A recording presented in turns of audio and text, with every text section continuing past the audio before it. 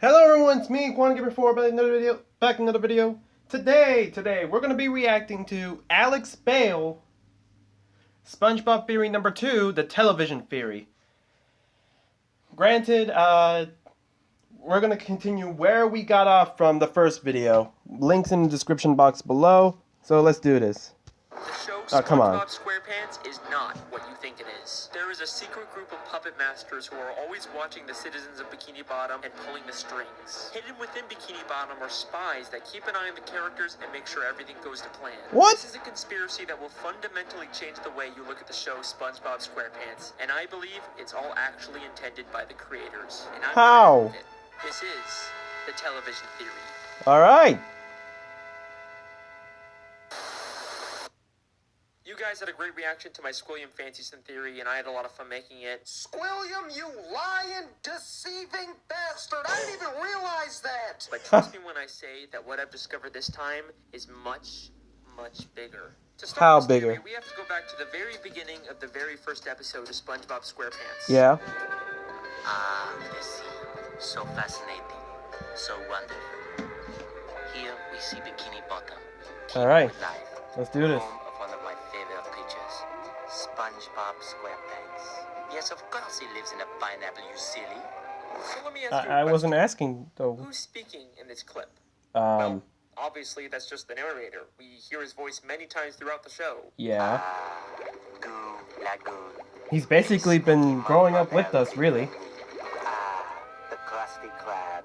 Through these doors pass all the many kinds of undersea life. Half-spouting school, where diligent students learn the rules of the road. But who exactly is the narrator? Um, he's just the narrator, right? yeah. We're not supposed to think about who he is or why we're hearing him. Lots of shows have narrator framing devices we're not supposed to think about.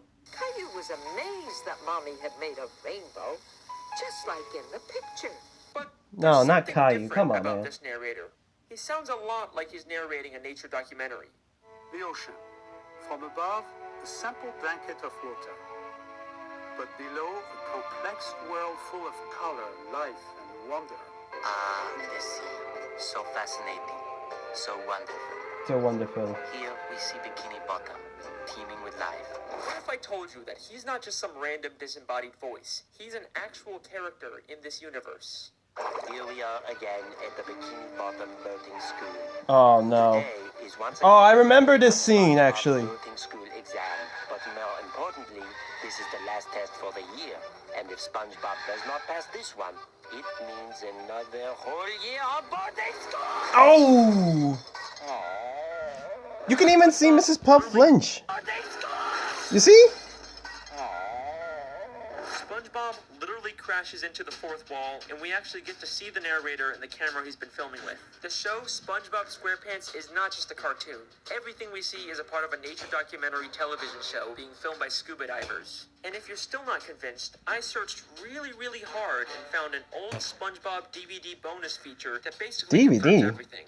Since before time even existed, land-loving scientists have tried to learn the secrets of intelligence. Their studies led them to the sea, where the citizens of one undersea colony demonstrated a genius so enormous, the scientists felt compelled to record their actions for use in teaching mankind how to live better. The name of this miraculous place? Bikini Bottom. Poring over the mass of brainy masterminds scattered about this strange land, the scientists chose 6 Bikini Bottom residents at random to study. As the scientists marveled at the advanced knowledge and superior intellect of these 6 creatures, I went to college! They rolled their cameras and took notes.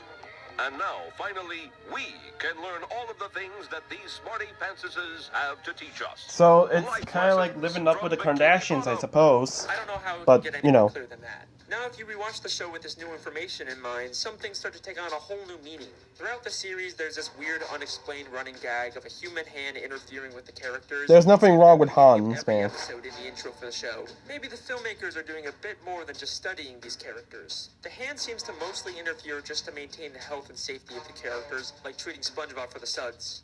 Well, Mr. SquarePants, it seems There's you nothing have wrong the with Hans, suds. man, okay? Are you ready for your He's just treatment? being a bro. Oh, Hans! Behold, him.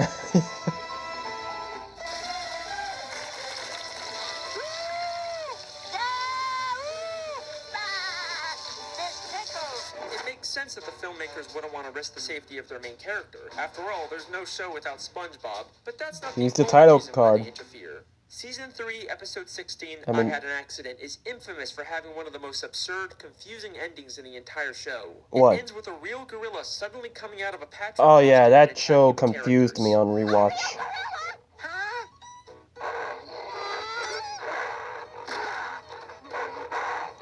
He was giving no. And then as soon as SpongeBob begins to question the logic of the scene, this happens. What's a gorilla doing underwater in the first place? Mm. Well, it's funny. You should. I mean, see that George, they're onto us. Let's get out of here. Quickly, get out of here.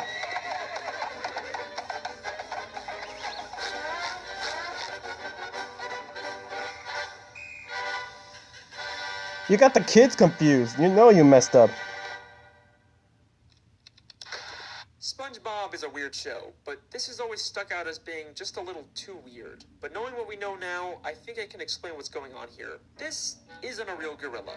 Every other land animal we've seen on Obviously. a helmet and is drawn in a cartoony style. The gorilla is shown in a live-action style, and the only time we ever see live-action characters is when they're human. So Hey, I believe Patchy. both the gorilla and the horse he rides away on are humans wearing costumes. The filmmakers set this whole thing up just to make the episode more entertaining.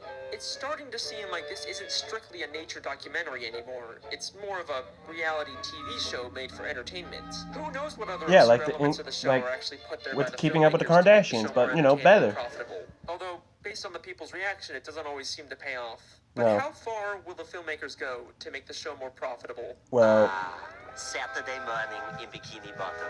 SpongeBob No. is watching his favorite Saturday morning advertisement. show, Adventures of Mermaid Man and Barnacle Boy, enjoying a bowl of Mermaid Man and Barnacle Boy bland cereal, and wearing the official Mermaid Man and Barnacle Boy breakfast fighters. If we think of this as a television show, this sounds an awful lot like a product placement. I mean, listen to how the narrator specifically says the full names of the products. The Adventures of Mermaid Man and Barnacle Boy, Mermaid Man and Barnacle Boy bland cereal, Mermaid Man and Barnacle Boy breakfast fighters. Why don't you let me fix you some of this new Mococo drink? All natural cocoa beans from the upper slopes of Mountain Nicaragua, no artificial sweeteners. What the hell are you talking about? Who are you talking to? Maybe the Mermaid Man and Barnacle Boy TV show is actually from the surface world. They are human after all. It makes sense that the filmmakers would choose to highlight these popular superhero characters. The more they show, the more they're going to sell Mermaid Man and Barnacle Boy merchandise. Oh, Hang that's on a true. second. Why are Mermaid Man and Barnacle Boy the same size as all the fish in Bikini Bottom, even though humans are always shown as massive compared to fish? Yeah. Whatever. I'll come back to that one later. The show doesn't You better. really just hide product placements. In the episode Model Sponge, they literally trick SpongeBob into making a commercial Ah, come for a on, human copyright. product. I'm ready for my close-up, Mr. Director. Very well. Lose the pants! Woo! There's my star! There's my boy, Hans. What's happening? What's happening? In this scene, you'll be cleaning bathroom fixtures. Okay, so where's my cleaning utensil? Don't you get it? You are the cleaning utensil. High speed! Oh no, your bathroom is a disaster. Get it cleaned up fast with the new sponge. Household Wow. chores are a snap with new sponge. Poor SpongeBob, man. Clean sinks. Just look at that shine. This is just like in real life how SpongeBob is such a popular character that he's used to sell tons and tons of products. Yeah. Skin Oh, come on. Try Hydro Boost Gel Cleanser. Tons and tons of products. So far, I've shown you that the show SpongeBob SquarePants is actually a documentary television show, but Uh-huh. the creators continually interfere to push their own agendas and make more money. But that brings us to an important question. Do So- the characters know they're in a television show? Let's go back to that clip where SpongeBob hits the cameraman. It means another whole year of boarding school. Oh. What happened? Oh, nothing, SpongeBob. You just struck another pedestrian. Mrs. Puff calls him a Pedestrian. which sounds more like she thinks he's just some random Bikini Bottom citizen. The different types of marine life in SpongeBob are so diverse and weird looking that it's not too hard to believe that the characters just think these filmmakers are another weird type of fish. True. And back to the gorilla episode, the gorilla and the horse immediately They could be get mutants, nervous to and be run honest. away when SpongeBob questions what's going on. Mutant fishes. Who knows? Well, it's funny. You should. I mean, see the George, they're onto us. Let's get out of here. Almost like the creators don't want the characters to be aware their lives are being interfered with. Now, there isn't a ton of footage of the characters interacting with the filmmakers, but I dug really, really deep and found the smoking gun that answers all of our questions. How? This is an old commercial from 2004 made to promote the SpongeBob movie. I love that movie. SpongeBob, what kind of jellyfish is that? It's not a jellyfish, Patrick. It's a spaceship. Hey guys, it's Carlos from the Zone. I was wondering if you could answer a few questions. Questions? Run for your lives! No, Pat. Retreat. It wants to learn about our world, and it's chosen us. What? Yay! We've been chosen.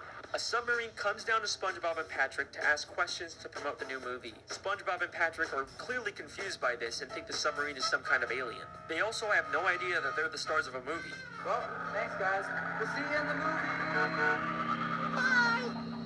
Movie? What's that? I know. What do you mean you guys don't know what a movie is? You have I think theaters. it's pretty clear at this point that the characters are unaware their lives are being filmed and interfered with. But there are some characters that have to have some level of awareness. For example, the Dr. Fish that told the human hand to treat SpongeBob, and the Director Fish that directed the commercial for the human world. What makes these characters so special? I don't First know. off, the Director Fish isn't actually from Bikini Bottom. Before he directed this commercial, we saw him as a citizen of New Kelp City in the episode Whatever Happened to SpongeBob. Out of all the characters they could have used, they specifically chose a character from out of town. Almost like the filmmakers didn't want to use anyone in Bikini Bottom so they wouldn't risk everyone finding out about the television show.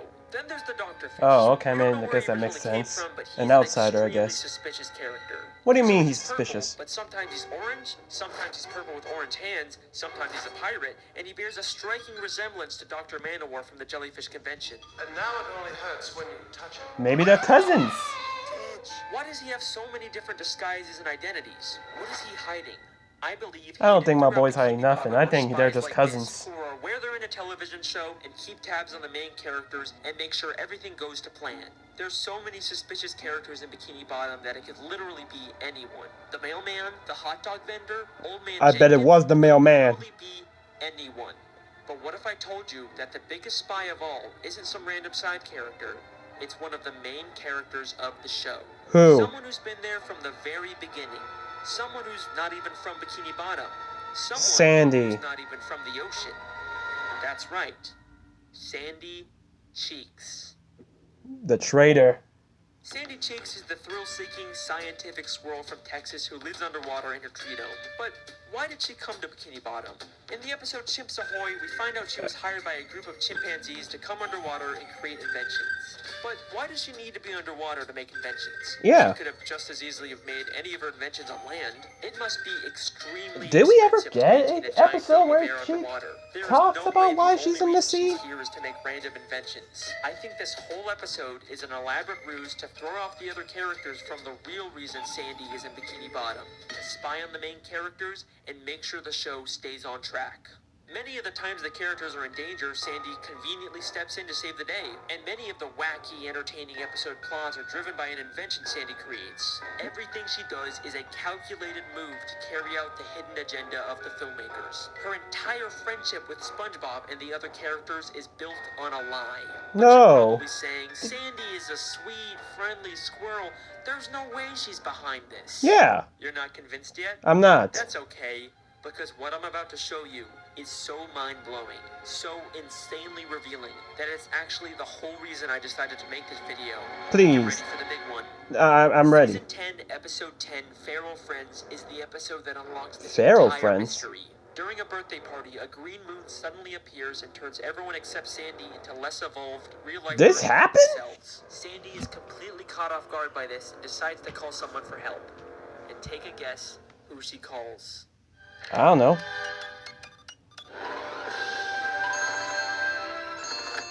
Hello, French narrator speaking. Hey, Frenchie! It's Narrator? Sandy Cheeks. How is it hanging? not hanging too good, Frenchie. You see, there's this... Don't say another word. I have been monitoring the behavior of the green moon all day. Huh, yeah, I guess that's a pretty interesting clip, yeah. Holy shit! Sandy literally Agreed! told the narrator to let him know No, Sandy, why? Say it ain't so. She has been working with them the entire fucking time. He even has a picture of her on his desk. This is where I originally planned on ending the video, but there was still one small issue with the television theory. Okay, that's just crazy. No, come on. Ah, man. These new SpongeBob episodes, man, I need to alright, I'm gonna make a note of this. I'm making a note of this right now. I am going to start watching these new SpongeBob episodes because this is outrageous. Let's see, let's just do this. Yeah, alright, bet. Just one nagging plot hole that contradicts everything. What? If this is all a television show filmed by scuba divers, then how are we seeing inside the buildings? It's not like any of the humans filming the show could fit inside them. No. It's the one annoying thing that keeps this theory from being complete. I mean, the most logical explanation is that they have hidden cameras inside of everyone's homes, but we never really see anything like that. I was going to say something, but no, it just went to that. Because I was about to say, like, there was one episode that I remember. I remember there was one episode in particular where SpongeBob had, like, this, like, something happened to his tree. I mean, not his pineapple house, and that was going to force him to move back to his parents. And at the end of the episode, I remember that he opened this can that was supposed to be food for Gary, and it turned out to be like an open, basically popped out a new pineapple for SpongeBob to live in. So I'm like, if the people from the surface had somehow gotten cameras to SpongeBob, that should have been long gone. So maybe Sandy sneaked in? I mean, she is skillful. So maybe she could have. Holy shit. Season 6 episode... Calm down, Alex Bale. I'm trying not to get demonetized. Anniversary special where they reveal lots of stuff about the characters. But the most damning piece of evidence comes from when the characters get lost in the Krusty Krab. Oh, I love this episode. In a room full of monitors showing live footage of all of their homes. Again? Oh, my house is on TV. All of our houses are on TV. Gary the Snail, you get down from that bed this instant. Hey, there's my house. Look, it's Sandy. Okay, that's actually kind of contradicting to my thing, because, like, if that's the case, then why did Sandy have her? Why is there cameras on Sandy's place? And who is the character responsible for all of these hidden cameras? Mr. Krabs, why do you have cameras watching us? Eugene Krabs! I just want to make sure you all floss after every meal. Thank you, Mr. Krabs. Dental hygiene is very, very important. Flossing... Dental hygiene? Eugene, you lying bastard. Calm down, Alex. I thought he was going to say, you lying female dog. No. Of course he would sell out his own of course he'll sell out his closest friends for money. Should I be surprised? He literally sold SpongeBob's soul for 69 cents. I think. Or 52 cents. I don't know. But you know what I mean. He sold his soul for pennies. Of course he would sell out his friends for It wasn't even $1 billion. If there's any part of you that thinks there's some chance Mr. Krabs has all these hidden cameras for some other reason, no. Take a look at what happens next. Hey, who are those guys? I think it's us, Patrick. But who are they? Alright, they're not even trying to hide it anymore. A cameraman and a boom operator have been following around the characters this entire time. And just like the gorilla, as soon as they get seen, they make a run for it. The case is closed. So be it. The television theory is something the show has consistently alluded to from the very first episode to the newest episodes. Maybe one day the show will actually directly address it and our characters will discover the real truth about their world. But regardless, that's my theory. I hope you... I'm not sure, to be honest. I don't think so, but I mean, like... It would be an interesting storyline to play on full, though. You guys enjoyed? Let me know what you think in the comments. But what about Mermaid Man, Barnacle Boy? See you next time. Hey, whoa, hang on a second. You thought I forgot about the Mermaid Man and Barnacle Boy thing, didn't you? Yes. Alright, here's a quick bonus theory. Mermaid Man and Barnacle Boy were two superheroes that fought crime underwater and protected the sea from evil. Yeah. Whether or not they actually did this or was all staged for television isn't clear, but they both spent their lives underwater until they became old and retired. But after spending so much time under the sea, they no longer fit in with human society. Plus, Mermaid Man is clearly dealing with some form of dementia and PTSD from fighting evil.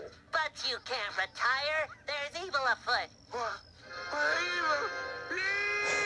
Evil!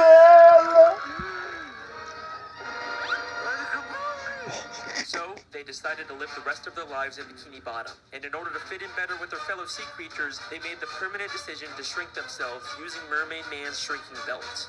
The case is closed. I was about to say, but I think maybe it was actually real life or something, or I don't know. I mean, they were talking about scientists, so I mean, like maybe I don't know. I mean, Plankton was around. I mean, if one of the selective 6, I think they said, if the 6 key suspects they're looking into happen to be Plankton, I wouldn't be against the idea that technology has advanced so much to the surface world in SpongeBob's universe to the point that we develop shrinking technology. I just think that. I mean, honestly, Plankton's the only one I can feel like has the power to do that. Again. Alright, that was pretty good. And the next one's going to be number 3, the Mrs. Puff theory. So, thank you guys so much for watching. Like the video so I know you guys enjoy. Comment down below what you think about this theory. And subscribe. We're trying to upload daily. This is 1Gamer54 signing off.